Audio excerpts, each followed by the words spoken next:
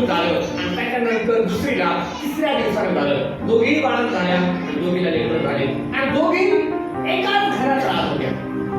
तिसरं कोणी नव्हतं, कदाचित घर छोटाच होतं. आणि असं म्हटलं की एकीचं बाळ अंगाखाली दबून मरण पावलं आणि सकाळी उठून तिने बाळ बदली केलं आणि सांगितलं की जिवंत ते माझं आहे आणि मेलेलं ते तुझं आहे. पहिली म्हणते जिवंत ते माझं आहे, दुसरी म्हणते जिवंत ते माझं आहे. त्या दोघींचं भांडण विकोपाला गेलं. ते भांडण राजदरबारात राजाचा शेतकऱ्याला सांगितलं की बाबा रे, त्या दोन स्त्रिया आहे आणि या दोन स्त्रियांपैकी जिवंत बाळ आहे ते पहिली म्हणते माझं आहे, दुसरी पण म्हणते माझं आहे. कोणाचं बाळ आहे, कसं काय समजणार आहे?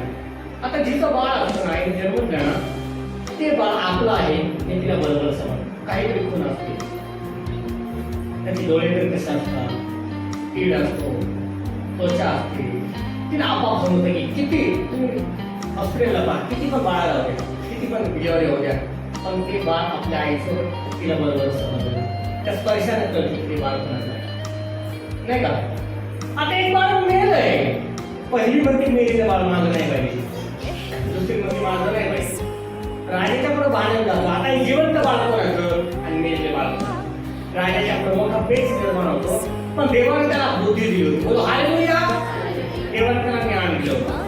तो म्हणतो जा एक तलवार घेऊन या आणि राजापुढे तलवार आणली आणि तो म्हणतो ते जिवंत बाळ घेऊन जायचं आणि या तलवारीने त्या बाळाचे दोन तुकडे करा. पण जिथं बाळ होतं पहिली ती काय म्हणते, महाराज माझ्या बाळाला मारू नका, ते तिला देऊन टाका, पण जिवंत राहू. दुसरी काय म्हणते, तुला नको मला नको करा तुकडे.